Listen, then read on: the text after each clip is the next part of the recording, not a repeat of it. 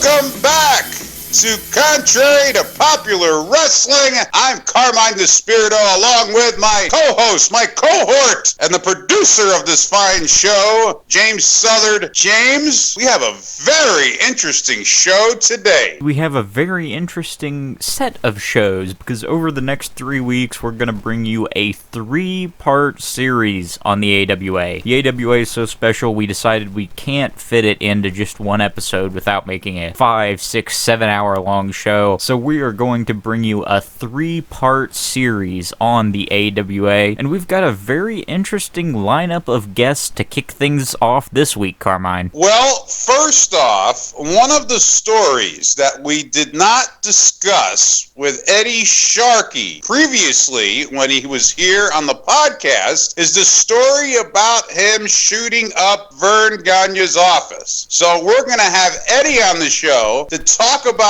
that. Also, we're going to be speaking with Mick Karch, the voice of Minnesota wrestling, former president of the Nick Bockwinkel fan club. He's been around for years, was around the AWA, Verne Gagne, Nick, all of them for many, many years. He's going to have some stories to tell. And then finally, as we were discussing the topic, one name came to mind that's surrounded in mystery, and that's former AWA World Champion Otto Wanz from Austria, who won the AWA World's title. And there's a lot of legends, a lot of speculation about how that came about, and to discuss that will be direct from Vienna, Austria, Rob the Steamhammer Edlhauser, a longtime ring announcer, aficionado of European wrestling, and he's going to give some insight on Otto Wanz. It'll be great to hear the real story of Otto Wanz's 41-day reign as AWA champion and how it all came to be. But without further ado, let's kick things off with our good friend Eddie Sharkey. And joining us right now on Contrary to Popular Wrestling is our dear pal, Eddie Sharkey. Eddie, we had you on last time, and we talked about your career as being the trainer of champions, training more stars than literally any other trainer in the business. But there's one story that we left out, and that's the story involving Verne and his office and a gun. Can you shed some light on that? I got married. My wife was a wrestler, Princess Little Cloud. And, of course, Verne was asking her out. You know, either you go out with me or you don't work, which, of course, she never went out with him, and she never worked. He never used her. And then they got Moolah calling and demanding she goes to Australia for 3 weeks. Verne's all for it. You know, it's my fault if she don't go because I don't want her to go. I want to get out of the business, both of us. Completely out. Right. I'm sick of it. So one thing led to another, so I said, I'll just shoot the prick. It's easy enough to, old Minneapolis back in the days was like that. Everyone carried a gun. Wrestlers carried guns. Everyone. Like the Old West. Like the Old West, yeah. So I went up 6 floors up in Dyckman Hotel and emptied my Ronning high power, 13 shots, 9mm. It was a glass window. There was no one around her. It was at night, you know. I don't want to hurt nobody. Okay. And when I did shoot high, in case there was somebody sleeping in there, I shot high in the window so it wouldn't hurt nobody. But 13 shots, Ronning high power, 9mm. That's a hell of a job. What time of the evening was this? About 8, 9 o'clock, something like that. Early. So nobody around in the building, nobody around in the office at least. Oh, no. I've always pictured this story as like Verne sitting behind his desk, you guys getting into a shouting match, and you emptying a pistol into the ceiling. Nothing like that. For a few years later, we became friends, and I went back to work for him. How long was it until you did speak to Verne about this? Did he call you right away? Did he know it was you? Nothing was ever mentioned about it. It was in the paper for one edition. It was taken out of the paper, and it was completely silenced everywhere. And Verne never mentioned a word about it? Nope, Wally either. Wow. And then, a couple of years later, when I had a good wrestling school with all the top wrestlers, and he's in trouble, he set up a couple meetings, and I'd help you out wherever you need. I was there for him. Only in the wrestling business would that happen. And Verne definitely benefited from you. He got some unbelievable talent from you. Oh, the Road Warriors, that's when they were real hot. Oh, God, yeah. He did real well for a while. Jesse Ventura? Jesse, yeah. Bob Backlund. Oh, well, Bob didn't work. Bob worked mostly for Vince. Right. But there's a lot of talent that you trained. I mean, through the years that went to go work for him. Name some of those names, James. Just some of the many names. Of course, you mentioned Jesse Ventura, Bob Backlund, the Road Warriors, even some newer names people know. We mentioned on the last episode we had you on, Eddie. Austin Aries, Jerry Lynn. Yes, the list just goes on and on and on. We said it last time, if they came from Minnesota, they probably came through Eddie Sharkey. I was lucky being at the right place at the right time, Minnesota. Would you say it's one of the best places for wrestling talent to come from? It seems like everybody that's come out of there has made some sort of lasting impact in the business. Well, I don't know what it's like now. Of course, we have nothing now, but at the time, yes, that was true. I couldn't even begin to name them all, and they all were main eventers. Without a doubt, there's certainly reason they call you the trainer of champions, because I don't think anybody else has put out as many champions as you have. Well, I can't think of anyone. I don't know if there's anyone anywhere else. I can't think of anybody. Like I say, I was at the right place at the right time. I'm not the greatest trainer. I just happened to be there. Eddie, speaking about the AWA, every promotion has its characters. Who are some of the funniest guys to be around in the locker room? We had a lot of funny guys. We spend most of our time laughing. You know, Harley Race was a lot of fun. We had guys that a lot of people never heard about, like Bad Man Jose and people like that. There were great characters. Everyone, they're very good-natured. Crusher, all them guys. They all had a good sense of humor. We had a lot of fun on the road. We had awful long trips, you know. So we'd go on the road and we'd just laugh and joke. It was a wonderful place for a long time and made money. Money was good. Would you play any games in the car? You know, any word association games or anything like that on the road trips? I don't know what we did. Just gossip about whoever wasn't there, I suppose. you know how wrestlers are. Of course. Good How stories. about your longtime roommate and buddy, Handsome Harley Race? A lot of legendary scuffles that he was in. Harley Race he was really a legitimate tough guy, and we hung around Hennepin Avenue. And we didn't hang around bars so much, restaurants. And well, you know, people wanted to fight you. They seen you on television. They wanted to try you. I tell you, he had a left hook. That was it. He'd catch him, and boom. We both were like that. Of course, you know, we sucker punched. You know how they are. They come sticking their chin out and hollering and screaming, tell you how tough they are, and boom, we got them. Different times. We didn't get sued, you know, or nothing like that. Now they'd own your house, your car, your dog, and everything else. But it wasn't like that then. How merciless was Harley? Let's say, for example, let me set the scene. Harley's sitting at the bar. There's this guy. He's constantly bothering him. He puts his hand on Harley's shoulder. Would Harley just turn around and pop him? What would happen at that moment? Would he just turn around and hit him? Bang! That's it. He would never get up. You know, once the guy goes down, he's finished. Don't ever let him up because he might get up and kill you. One shot would be all it took. Would he hit him on the temple? In the jaw? Well, I don't know where he hit him. In the jaw, I guess, the best spot. He could hit awful hard, and, you know, he was a big guy. You know, he's bigger than people thought he was. He had a penchant for popping out a person's eyeball on occasion. Well, yeah, just the one time that I told you about in Denver. You got to know where to stick your finger, not in the inside, but the outside of the eye. There's a small indentation there you can feel. And I told you the story where the guy and his wife attacked him. They had him down, both of them. It was just in a matter of seconds, and I was only a few feet away. So I kicked the guy in the head hard as I could, and he didn't move. So I reached down, took my finger in his eye, because that was a very, very bad town, Denver. That was the worst of them all. So we got to get out of there because that crowd's going to kill us if we don't. And I stuck my finger in an empty eye socket, I guess. I don't know. I didn't look. Harley pulled his eye out, all in a matter of seconds. And the guy bit through Harley's finger. That ended the fight real quick. We both ended up in the same hospital. But we couldn't go back to Denver for about 3-4 months. Everyone was laughing about it and everything. The cops were sick, you know, the blood and everything. And we thought it was kind of funny. But that's the way people thought back then. Thank goodness they're not like that now. Well, it's a surefire way to end a fight. Once you pop that eyeball out, it's all over. Everybody's going to back off. If other folks were feeling froggy and wanted to get involved, they're definitely backing off once they see that eyeball pop out of a friend's head. Oh, yes, it's done. Or even one good punch. We've had that happen where whole crowds come after us and take out the leader with one punch. Ended the riot right there. And walk away slowly. Don't run. Don't even walk fast. Just walk away slowly. I've been through that. I told you that story, too. Great advice. And you always keep your arms at your side in case somebody tries to stab you. They can't hit a vital organ. And we never thought of that. Never thought of that? That's what I was always told. No, we never thought of that. Just get out of there and protect the heel. Protect his back as best you can and just go. And if they come at you, there's something about that type of person. They're not smart enough to hit you. They'll threaten you first. Come at you, sticking their jaw right out in your face, and you got them. Boom. It's all over. And if it's not, stay on him. Never hit him once. Hit him as many times as you can and kick him when he was down, because you only matter seconds. That crowd could, there's been cases where guys got their arms broke, and Sonny Myers, they just walked around him with a knife, cut his whole stomach out down in Texas. Even Hardboiled Haggerty got his arm broke in a riot up in Vancouver. If you go down, you're dead. Did you witness any fans attacking the boys like that with a knife or a bottle or something of that nature in the AWA? No, it wasn't like that. Most of that happened like in Texas.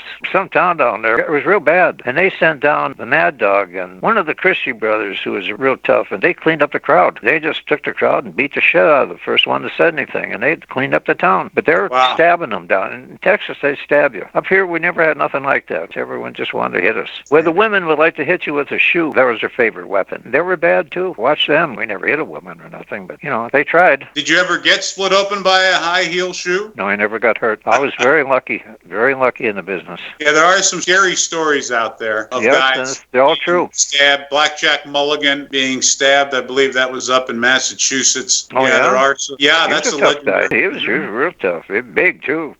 But, yeah, it sure happened. But, you got your back to the audience. It's a long walk between that ring and the dressing room. They can just stab you anytime they want. We thought about that all the time because, it happened back then. You took your life in your own hands back then. Yes, you did. Yeah. We didn't have police protection. We didn't have barriers around the ring or anything like they have now. We just had to go through the crowd. When do you think the security started to get better? And rather, when do you think the behavior of the fans changed? Well, I don't think it ever changed. Security got better. Vince had better security. He's got his barriers now and police protection. Vince did that. You got to give him a lot of credit. A lot of people would have got hurt if it wasn't for him. Absolutely. Gave credibility to the business. Yes. James, would you like to add anything? I would just like to thank Mr. Sharkey for coming on again. It was an absolute pleasure getting to talk to him and getting to share some of his many, many stories. And who knows, hopefully we might get to get an Eddie Sharkey book one of these days that can just encapsulate everything. Well, I've had the offers to write a book, and I got a real good author who wants to write a book. Scott Teal, you know who he is? Outstanding guy. Great writer, too. Yeah, He's published many wrestling books. He would be perfect to write your book. He's the one I've been talking to, and he's about the only one. I want to stay home. I love my wife. I want to stay with my wife, and he's down in Tennessee, but he's a great guy. I talked to him for an hour or two we had that convention down in Waterloo, so he's interested in it. I write little things down. The way I started on reform school, I had to fight my way up to the business. I did well. I made money in the business. I did very well. That's another thing I want to do. One more time. I want to start one more wrestling school. I'm looking at these kids on television, burning down buildings and doing things like that. And I knew a lot of kids like that. I never met one I didn't like. When you get to know them, they were really nice kids. And if you could take some of them kids off the street and make wrestlers out of them, there wouldn't be a lot.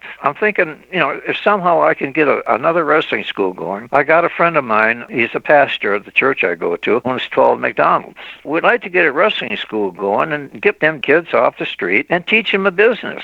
My friend who owns the McDonald's, he's a coach of football and basketball. He helps a lot of kids, but what do you do when the game's over? Where do they go? What do they do? But if you can make a professional wrestler out of them, he'd have a job. And like I did, I had so many wrestlers, I started my own promotion. And then we have all these local wrestlers, all these kids out selling tickets. We did very, very good. And I'd like to do one more time. I'm getting pretty old now. One more time, I'd like to have a wrestling school. Teach them kids, something they can use the rest of their life. They can travel around the world. If we save 3, 4, 5 of them, it'd be worth it. For sure. And if you get things up and running, we'd love to have you back on to promote it and let everybody know where they can find you, because I think it would do great things for the business. But Mr. Sharkey, we want to thank you again so much for coming on. It's always a pleasure getting to talk to you, and we hope to have you back very, very soon on Contrary to Popular Wrestling. The business has been so very, very good to me. I want to put as much back into it as I can. Eddie, I'll be behind it 110%. You know that. I'm happy to to for the hear money that here. you're not done with your legacy. What a tremendous positive message. Thank you, Eddie. We'll talk to you soon, Thank buddy. you. You know him as the voice of Minnesota wrestling. You might know him as Slick Mick. Welcome to the podcast, Mick Karch. How are you doing, Mick? I'm doing very well. I really appreciate the opportunity to talk AWA. Well, thanks for being on, Mick. We are old pals. We go way back. And when I thought about the untold stories of the AWA, damn it, you're one of the first names that came to mind.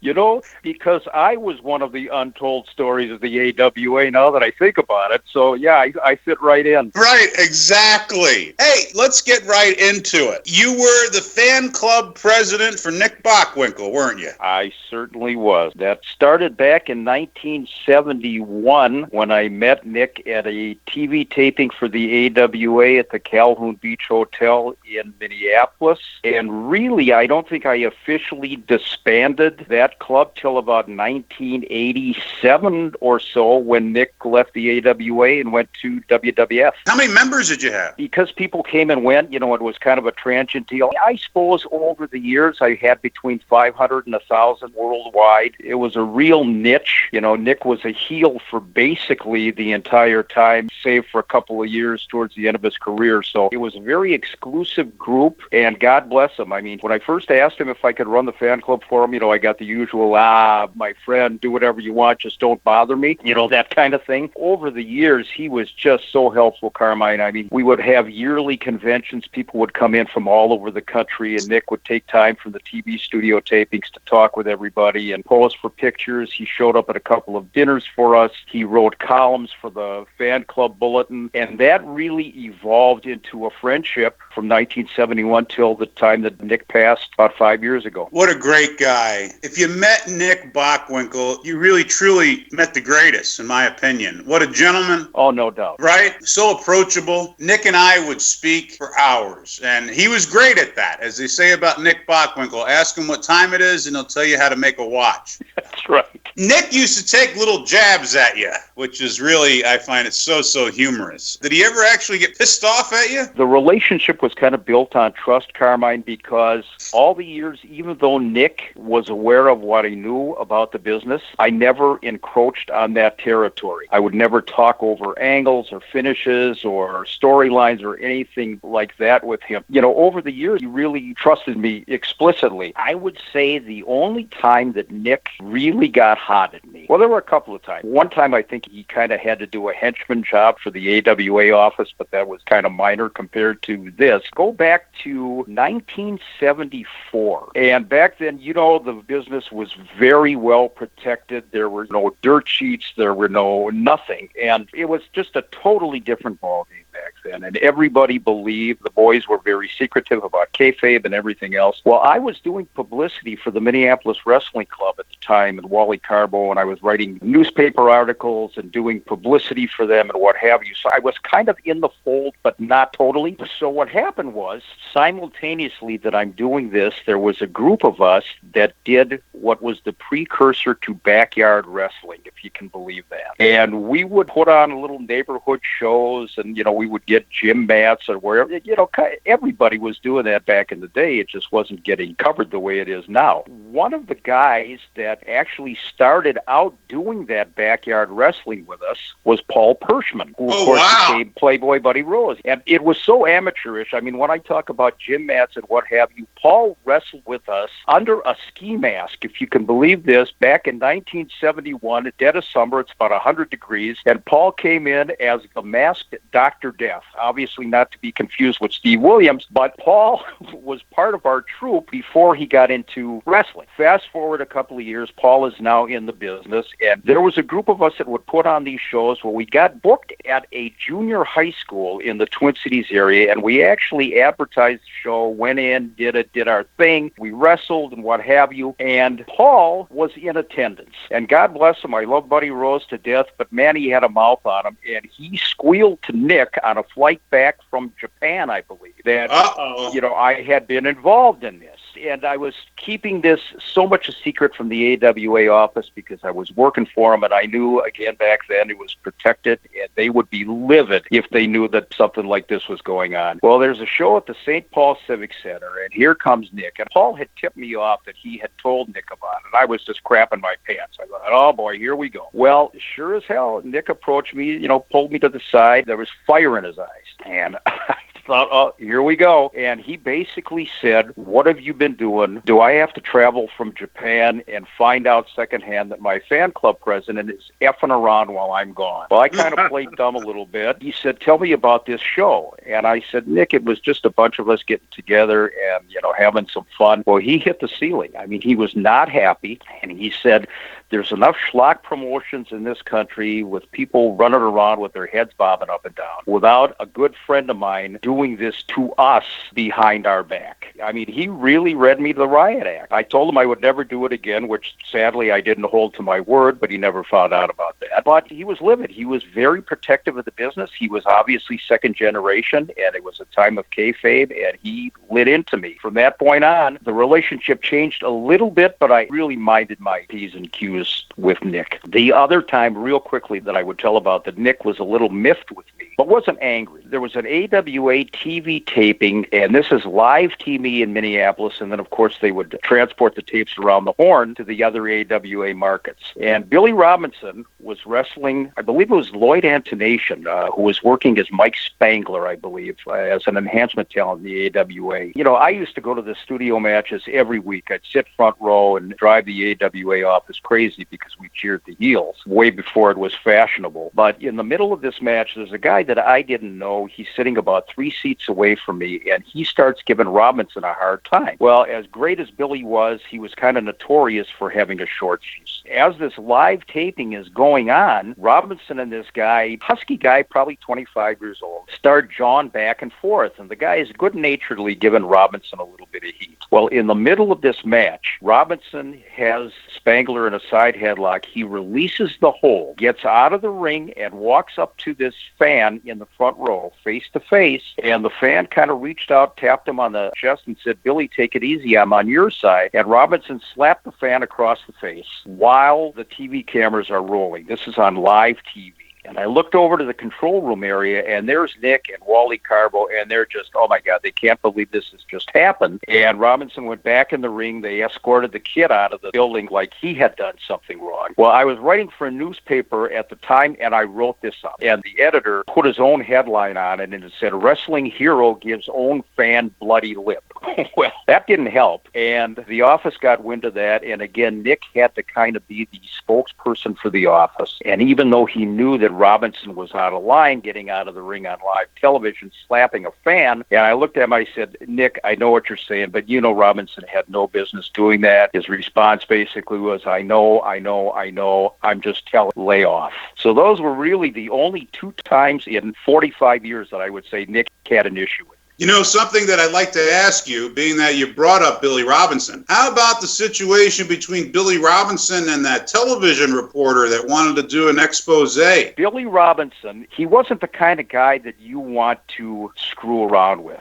Definitely not. I mean, he could tie in knots in, a million different ways. I don't want to get too much into Billy other than the fact that Billy was extremely protective of the business, and I saw him interacting with reporters and fans over the years, and you just didn't want to broach the subject. I know there was a newspaper columnist that he did a whole series on wrestling in the St. Paul paper back in the day, and again, it was expose, and Robinson was one of those guys that basically was threatening him. It eventually died down. I don't know how, but Robinson's one of those guys. You crossed the line if you were messing with Billy. Let's just leave it at that. He was not the kind of guy you wanted to mess with. To question the validity of the business to Billy Robinson would be the same as saying that wrestling is fake to Dr. D.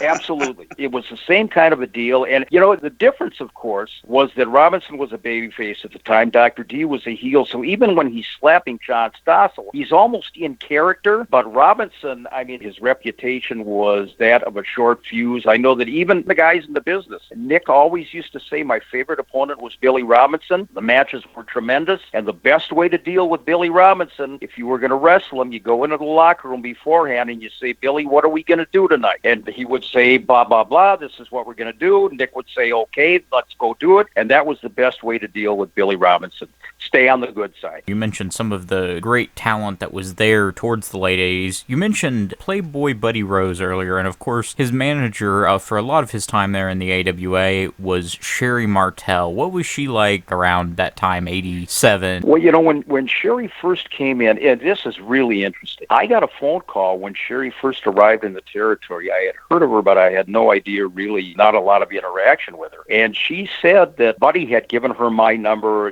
just to kind of get an overall view of the landscape in the AWA and what did I think and so on and so forth. So, we became friends over the years. Sherri was phenomenal. Her in-ring capabilities as a manager, as a wrestler, personality, she was just extraordinary. And matching her up with Buddy was really significant and gave her the exposure that she had wrestled over the years, but this was really her first big-time exposure, not only as the AWA wrestling champion, but also as the manager. We got to be pretty close with Sherri. I got to tell you one Sherri Martel story. And Carmine, I know that you're aware of this. Sherri, as great as she was, certainly had her demons, unfortunately, which eventually may or may not have played into her passing. But this is about the time of Wrestle Rock. So I think it was probably a week ahead or 2 weeks ahead. This would have been in April of 1986. And Sherri wanted to attend a local independent wrestling card. She had asked several times, and Eddie Sharkey was promoting shows in the Twin Cities at the time, his Pro Wrestling America promotion. And he was doing a show at a dry bar in Minneapolis. Absolutely no liquor involved, period. It was called the Alternative Bar because, again, it was a dry bar. So we picked up Sherri and we took her to the event, and she said, where can I get a drink? I said, Sherri, come on, it's a dry bar.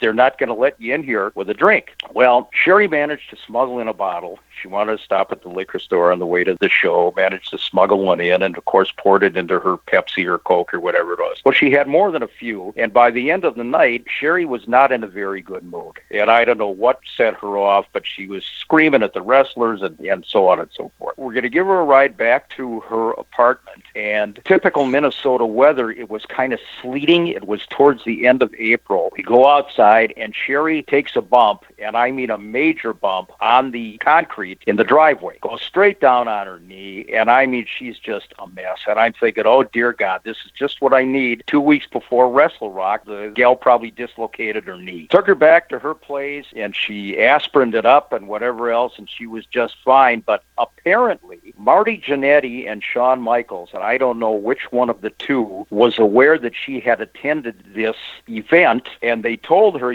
there were TV cameras there, which there weren't, unfortunately. They were ribbing her. And this is while she's sitting there with ice on her knee, and she's falling and everything else, and she gets a call from one of the Midnight Rockers, and they're telling her, Verne saw you sitting in the audience at this show. Well, it was a rib. It wasn't true. But Sherri absolutely freaked out. God bless her. Lost control, threw us out, said, I'm never going to be at a wrestling show again, and so on and so forth. Well, obviously, things calmed down a little bit. Everything was fine. Either Michaels or Jannetty said, hey, Sherri, we were just kidding. She went to Wrestle Rock. Everything was great, but it was a very scary moment, and God bless her, just a memory. Sherri had her highs and her lows, but a phenomenal talent. Without a doubt. And speaking of phenomenal talents, we want to thank you, Mick, for coming on. You were a big part of the AWA right there at the end as one of the great commentators from the AWA, and we want to thank you for coming on and joining us on Contrary to Popular Wrestling, and we hope to have you back very, very soon. I would love to, and I really appreciate the opportunity. Thank you both. Thank you, Mick. Hopefully see you in April at the Cauliflower Alley.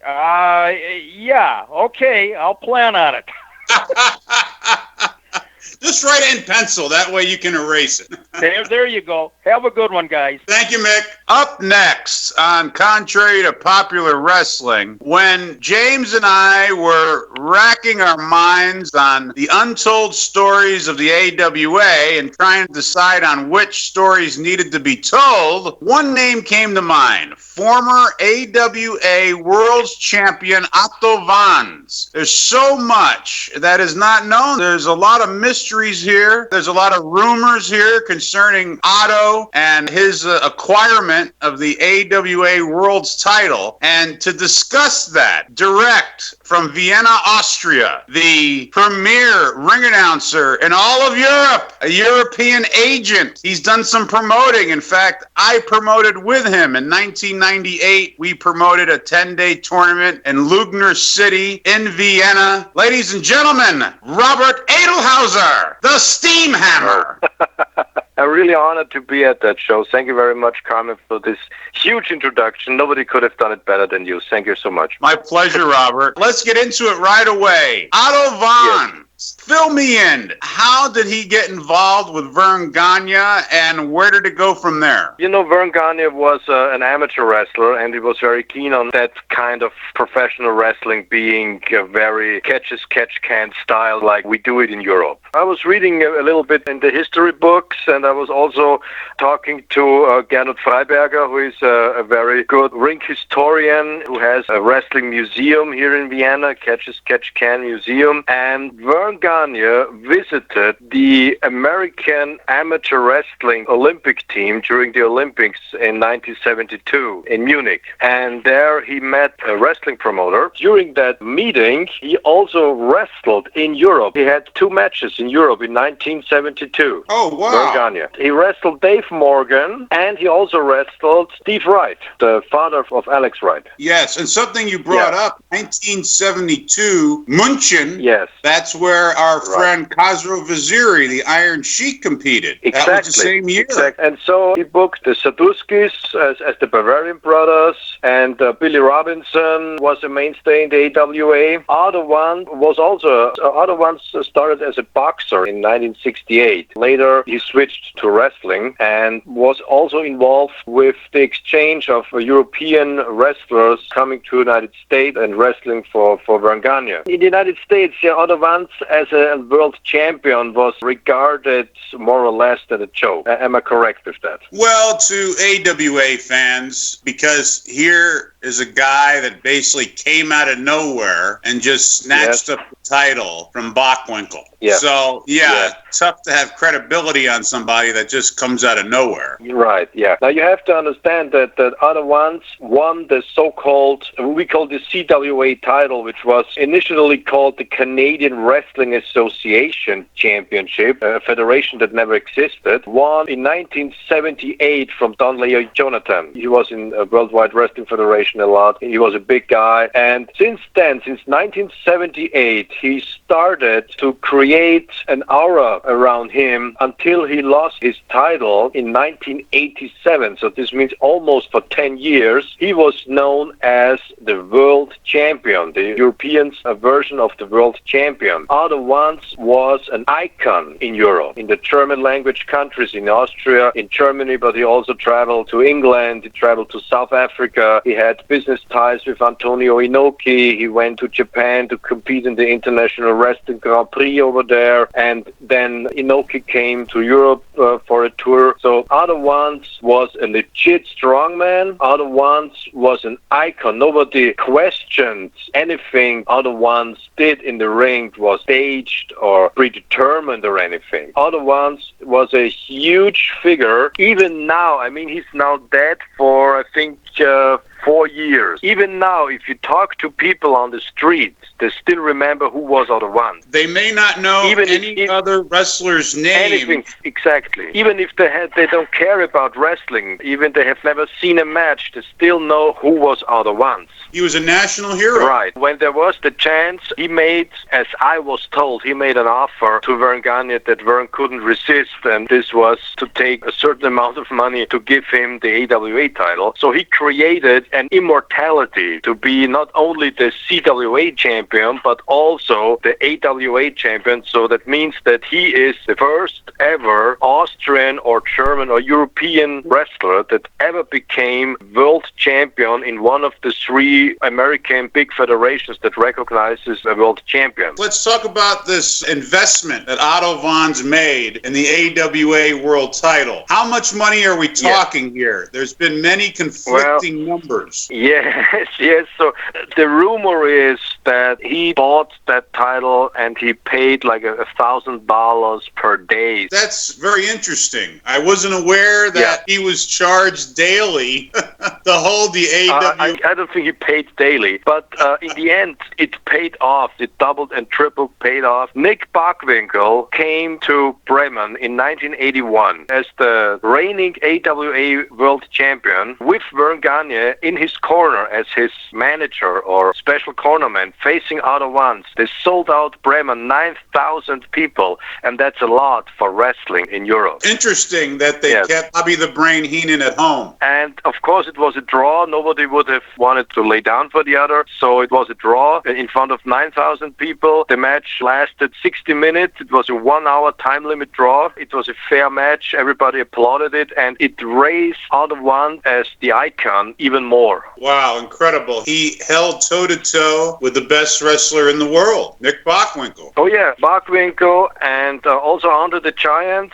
Andre the Giant wrestled Otto Wanz in Austria, in Graz, in Otto Wanz's hometown. And Andre the Giant insisted, of course, of going over. So instead of putting his title on the line, they just billed it as the bout of the Giants, the match of the Giants. And it's a very interesting match, listeners. You can look up that match on YouTube. Now, the match with Andre, that was after the AWA title reign, correct? Yes, that was after the title reign, yes. There's also, after he lost the title, Otto, he also wrestled Terry Funk. In his retirement match, 1997 in Vienna, he had like 3 retirement matches because he wanted to say goodbye to his fans where he mattered the most. In Graz, in his hometown, it's the capital city of Styria, in Vienna, the capital city of Austria, and of course in Bremen in North Germany, where he drew the most crowds and drew the most money. In Vienna, 1997, he wrestled Terry Funk, which was kind of funny because poor Otto, huge, big guy, his knees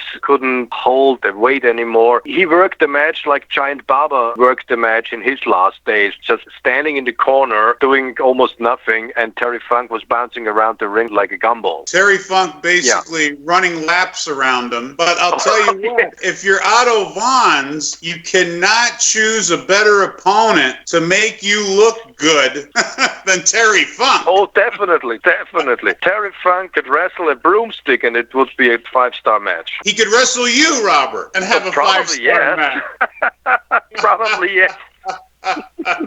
Let's talk more about the legend of Otto. He was known for all of his feats of strength. What are some of the things that he did to show the people how strong he was? He was in the Guinness Book of Records for 2 reasons. The first was munching tennis balls with his fist, with one hand. Crushing tennis balls.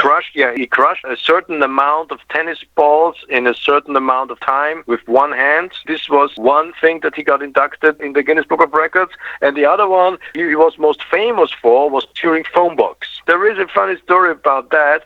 I am not 100% sure if it was Eddie Sharkey telling me that story, but I am like 98% sure. I couldn't really recall it. It's been almost 30 years ago, but we were on the tour bus. You were on the tour as well. We were on the tour bus. Eddie Sharkey worked a lot in Europe, but not to call the beers gimmick, but just as Eddie Sharkey. He told me that Otto worked the Guinness Book of Records guys. He said, "Have you ever seen him tear that phone book?" I said, "Yes." I said, "Pay attention. He ain't tearing it. He's breaking them apart. He's breaking them. He's not tearing them. He's breaking them. So how can he do that?" I said, "Eddie, I ain't got no idea." He said, "That's because he didn't pay attention to physics class." And he got that curl tone.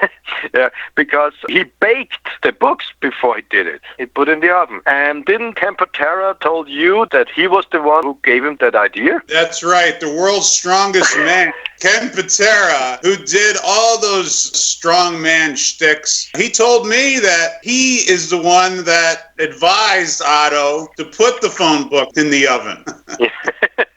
So it was a great idea then. That's right. Right. What a great idea.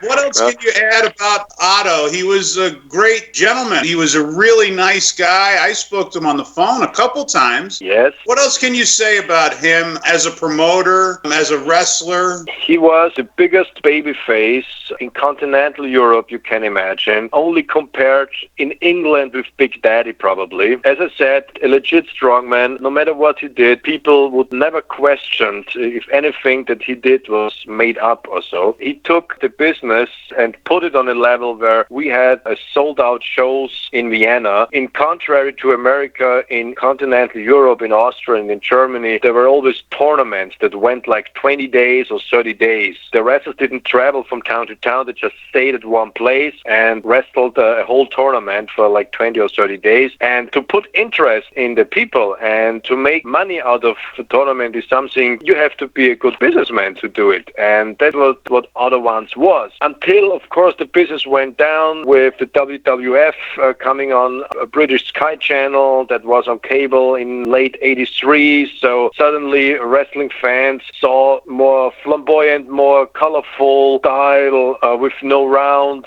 and more entertaining with angles and mic work and managers and stuff. So when WWF came over our cable TV and later they came on live, the interest in European wrestling faded more and more until Otto Wanz pulled the plug. The moment he couldn't make money of it, he finished it, and I think the last show was in 1997 in Austria, and then he only promoted the Austrian Giants, which was strongman competitions. That was also very successful. How do you think Otto would want to be remembered? Otto will always be remembered as strongman icon. He recently got a plaque of him fixed on the Grazer soccer stadium. So you see how big he still is 4 years after his death. Amazing. That would be like Kamala's name or King Kong Bundy's name being on a plaque fixed on an American football stadium or so. Right, or Bruno in Pittsburgh. Definitely, yeah. Now I got a name. I was thinking hard. Okay. Yeah. And also, although he provided a platform for young wrestlers to come to Europe to learn the mat there, for American wrestlers, also for Japanese wrestlers. For instance, Big Van Vader, or as he was called in Europe, Bull Power, was a young guy in 1987. Otto dropped the title to him in Denver, Colorado. As my friend Gernot Freiberger told me, that there was even a dark match before the title changed with no cameras on, just to see how the crowd would react to it. And Bull Power became Big Van Vader and became a huge superstar. Bobby Duncombe worked as a huge heel in Europe many years ago. The famous Destroyer was in Europe, Dick Bayer. Kevin Sullivan was there. King Kong Bundy wrestled Otto Wanz in 84. Chief J. Strongbow was there. Sergeant Slaughter, I think, worked for Otto twice, challenging him for the European version of the world title. So there were a lot of guys Otto Wanz took under his wings and gave them a platform to create a character. And when they went back from Europe, they were better wrestlers. When Otto won the title, the AWA World title, did he defend it in Europe? No, I don't think so, no. I only know that he had a title versus title match against Antonio Inoki when he was the reigning CWA champion and Antonio Inoki was the champion of his league. They had a draw and that was title versus title match. But to my knowledge, I don't think he ever took the AWA title as a reigning champion to Europe and defended it. I think Verne wouldn't have let him to do that. You brought up Inoki. What's really interesting is that he had a great following in Italy. Yes, Inoki wrestled in Italy during his European tour. Yeah, they loved him in Italy. I guess they got the Japanese television there. Oh, did they? Okay. Yeah, I okay. believe so. I wasn't aware of that. Robert, thank you so much for joining us here on Contrary to Popular Wrestling. You've been a lifelong friend. When I think about European wrestling, I think about you, my brother. And thank you so much for being on. Oh, I thank you so much, Carmine, for being a friend so many years. We are friends now for like 3 decades or so. Yes, at least. And we haven't seen each other for a long time. So hopefully the virus will be stopped and flights will be possible and we can see each other again. Definitely, my friend. Definitely. Okay. Take care. What a great episode we had to kick things off on our 3-part series of the Untold Stories of the AWA. We kicked the trilogy off with Eddie Sharkey, Sharkey, Mick Karch, Robert Edlhauser. We want to thank all of them for sharing their time. It was really interesting getting to hear the story of Otto Wanz and how he became the AWA champion. But, Carmine, what do we have coming for next week for the folks in the second part of this 3-part series? Oh, we got a great second part here. We're going to be speaking with some of the lesser known stars of the AWA. Let's just leave it at that. We're going to learn about the AWA from a completely different perspective that the fans probably have never heard before. Next week's going to be a great episode, and I'd like to thank all the listeners that have tuned in, that has supported us thus far. We've had an overwhelming response to this podcast. Thank you very much, folks. We've got a lot more entertaining topics ahead in the future. You're even kind of leaving me in the dark on that one. It'll be interesting to find out what tricks you have up your sleeve. But we want to thank you all, the listeners, for listening in, subscribing on YouTube. It helps us a lot, giving the video a thumbs up, and sharing it with your friends. We also want to encourage you to give us a like on Facebook so you can find out what we've got in store, because even I don't know what Carmine's thinking for next week. So like us on Facebook at Contrary to Popular Wrestling with Carmine DeSpirito and James Southard. Be sure and subscribe on YouTube as well. And if you want to send an email into the show with comments, questions, concerns, or corrections, you can do that at contrarypod@gmail.com, contrarypod@gmail.com. With all that being said, we want to thank everybody once again for listening, and we will see you next week with part 2 of our conversation involving the untold stories of the AWA.